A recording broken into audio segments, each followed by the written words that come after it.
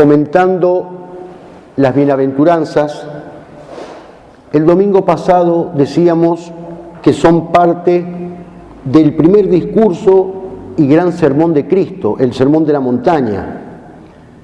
El Evangelio de hoy es continuación. Hoy el Señor aborda el tema del amor a los enemigos. Amad a vuestros enemigos, haced el bien a los que os odian, bendecid a los que os maldicen, rogad por los que os calumnian. Al que te abofetee en la mejilla, ofrécele también la otra.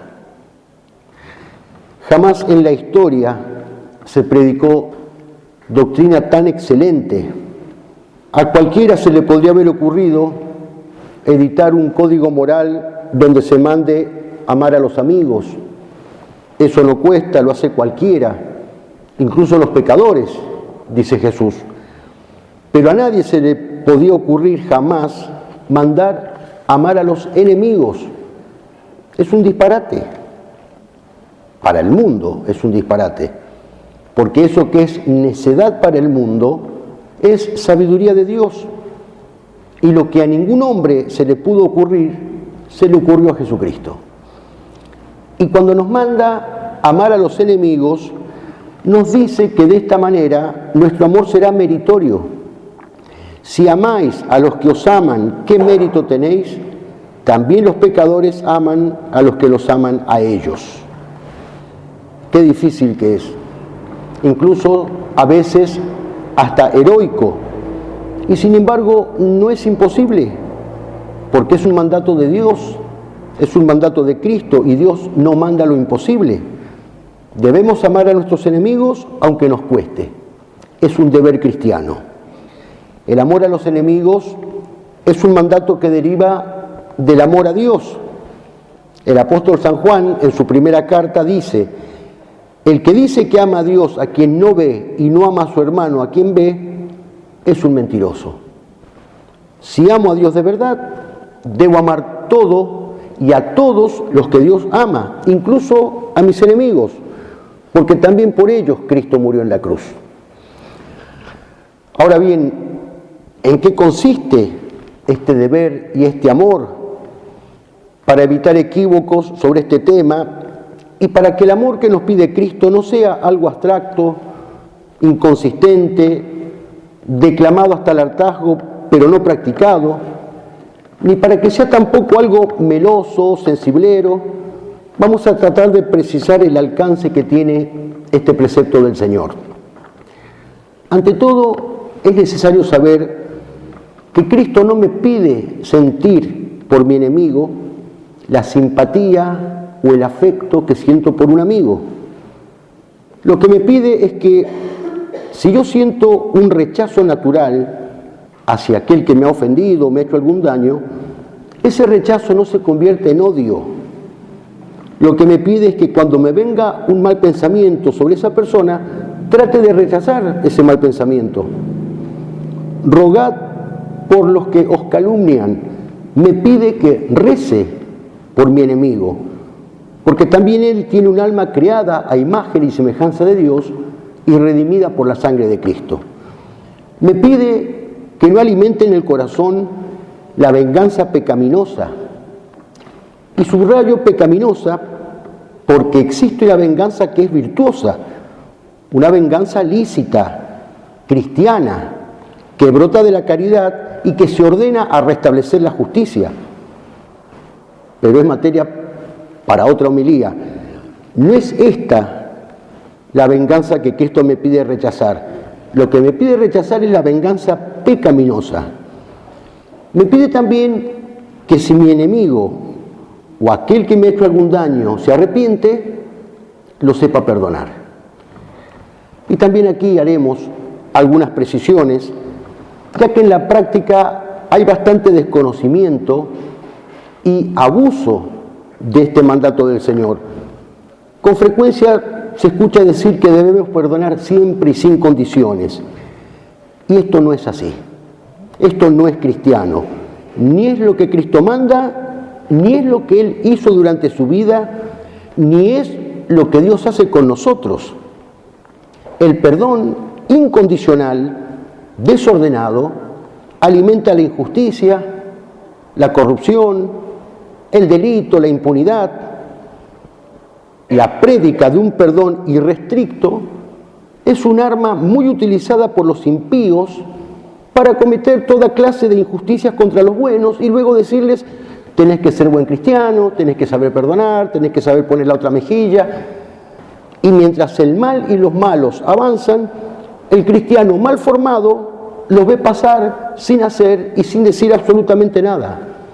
Se queda con los brazos cruzados, viendo naufragar indefensa la verdad, como dice San Bernardo citando a San Gregorio.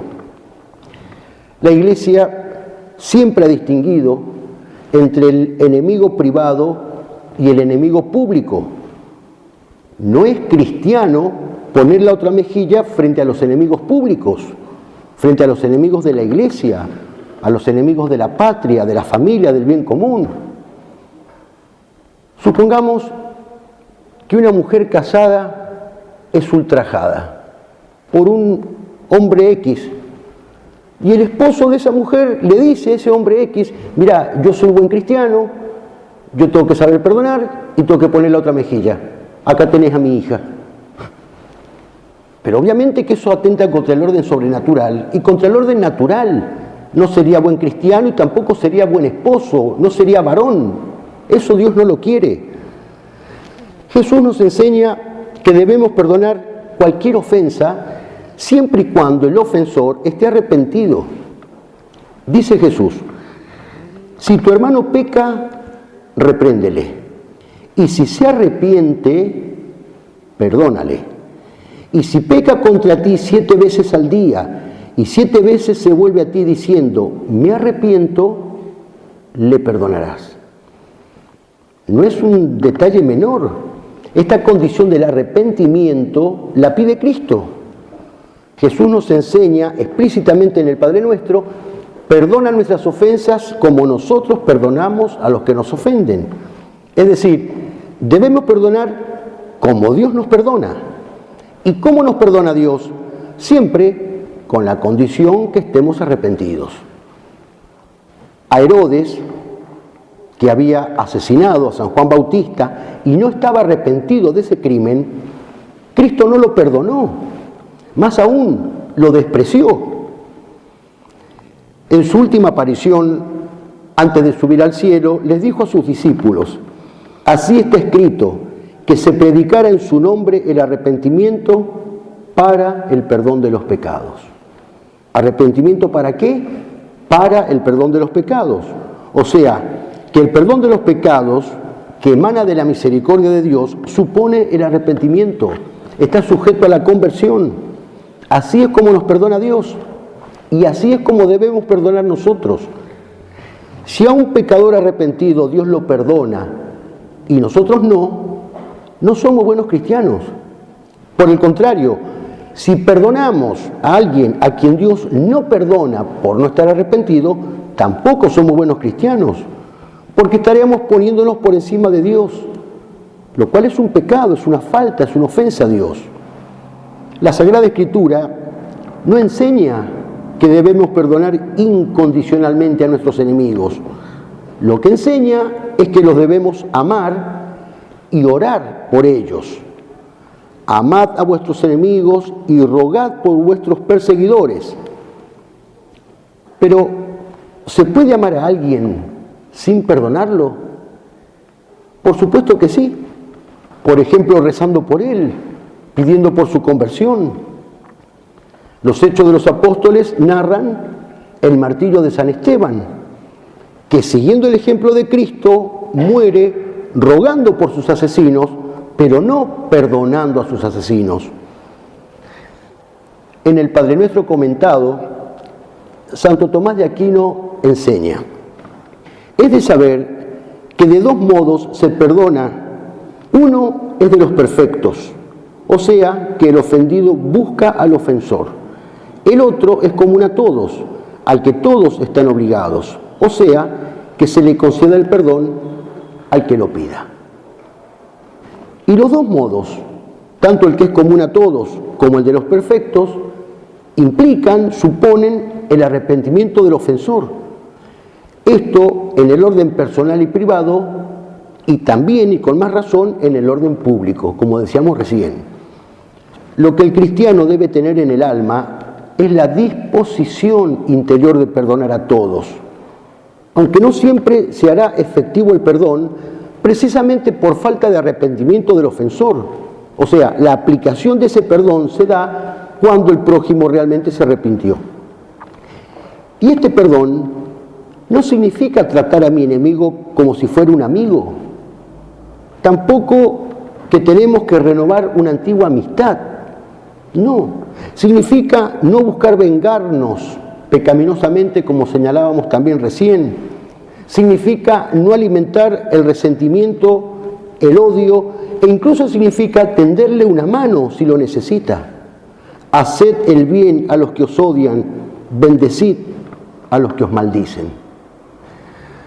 En síntesis, amor y perdón no son sinónimos. En cuanto al amor, debo amar a mis enemigos y rogar por mis perseguidores.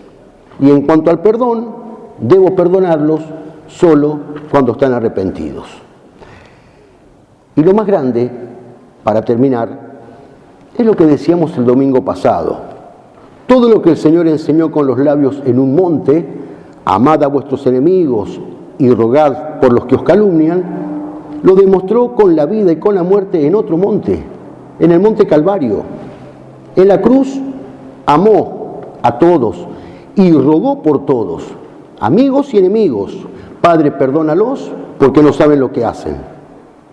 Pero en cuanto al perdón de los dos ladrones crucificados con él, el Evangelio dice que uno solo se arrepintió. Señor, acuérdate de mí. Y es a ese a quien Cristo perdonó. Hoy estarás conmigo en el paraíso. Pensémoslo y pidámosle a la Virgen que nos ayude a entenderlo y sobre todo a vivirlo, a ponerlo en práctica, que es lo más difícil. Que nos enseñe esta dificilísima lección del Evangelio y cuando nos cueste entenderla, volvamos una y otra vez a mirar a Cristo crucificado, porque allí se disiparán todas nuestras dudas. Que así sea.